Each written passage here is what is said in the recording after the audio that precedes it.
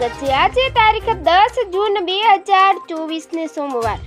જોઈએ આજના હવામાન સમાચાર। તે પહેલા ચેનલમાં નવા હો તો ચેનલને સબસ્ક્રાઇબ કરી લેજો। હવામાન નિષ્ણાતે ચોમાસુ અને પ્રી મોન્સૂનની મોટી આગાહી કરી છે। આજે ચોમાસુ મુંબઈ પહોંચશે। આજથી 13 જૂન સુધી મહારાષ્ટ્રમાં ભારે વરસાદની આગાહી કરાઈ છે અને 14 જૂને ચોમાસુ ગુજરાતમાં પ્રવેશ કરી શકે છે।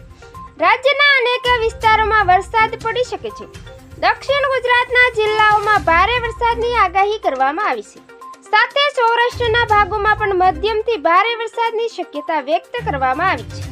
નૈઋત્યનું ચોમાસું સમય કરતાં 2 થી 3 દિવસ વહેલું ચાલી રહ્યું છે।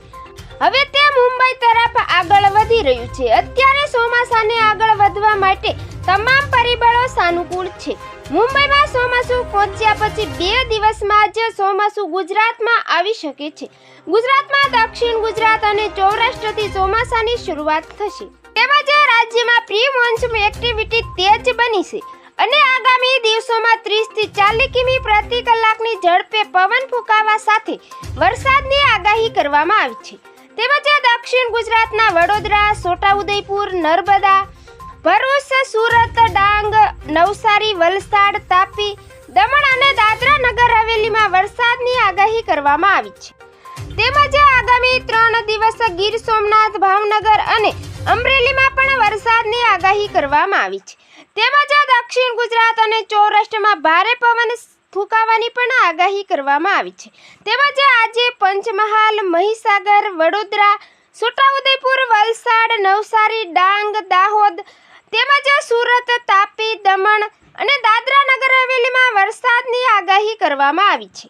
તાપમાનની અપડેટ જોઈએ તો રાજ્યમાં આગામી અઠવાડિયા દરમિયાન મોટાભાગના જિલ્લામાં 40 ડિગ્રી આસપાસ તાપમાન રહેવાની આગાહી કરવામાં આવી છે।